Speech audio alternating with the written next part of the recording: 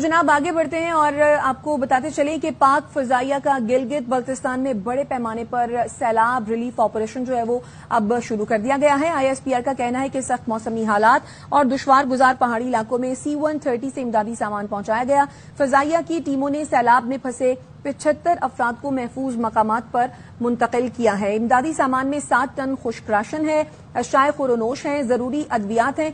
नूर Khan base से GB तक ये पहुंचाई गई हैं। ISPR ने मजीद भी बताया है कि इमदादी सामान की फराहमी के लिए पाक फजाइया ने गैर मुतज़लज़ल अज़्म का मुजाहरा किया। जमीनी रास्ते मुनक़ता होने पर परेशान हाल खानदानों तक जरूरी सामान की बरवक्त फराहमी यकीनी बनाई गई है। इमदादी सामान नेशनल NDMA के ताउन से तकसीम किया जाएगा। पाक फजाइया की बरवक्त और पुरअज़म कार्रवाई के मुतासरीन के लिए उम्मीद की किरण साबित हुई।